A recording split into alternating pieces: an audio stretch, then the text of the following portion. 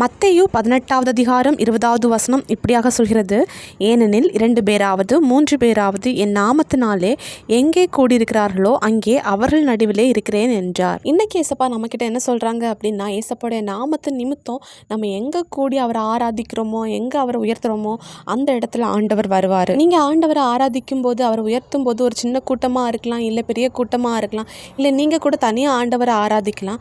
அந்த இடத்துல ஆண்டவர் வருவார். நீங்கள் என்ன ஜெபிக்கிறீங்க, என்ன ஆராதிக்கிறீங்க அப்படிங்கிறத கேட்குறதுக்கு ஆண்டவர் உங்கள் நடுவில் வருவார். நீங்கள் கூட யோசிக்கலாம், நாங்கள் சின்ன கூட்டமாக தான் ஏசப்பாவை ஆராதிக்கிறோம், உயர்த்துறோம், இன்னும் பிறருக்கு நன்மை செய்கிறோம் அப்படின்ட்டு.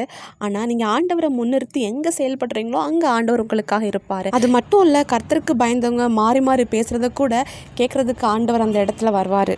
அதனால் நீங்கள் எங்கே ஜெபிக்கிறீங்களோ, எங்கே துதிக்கிறீங்களோ, எங்கே ஆராதிக்கிறீங்களோ அங்கே ஏசப்பா இருக்கிறாருங்கிற ஒரு எண்ணத்தோடு நம்ம செயல்படணும்.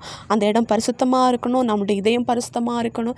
ஏன்னா ஆண்டவர் அந்த இடத்துல வாசம் பண்ண விரும்புகிறார். நீங்கள் எங்கே ஆண்டவரை ஆராதிக்கிறீங்களோ, துதிக்கிறீங்களோ அந்த இடத்துல ஆண்டவர் வந்திருக்கிறாருன்னா ஒரு முகாந்திரம் உண்டு.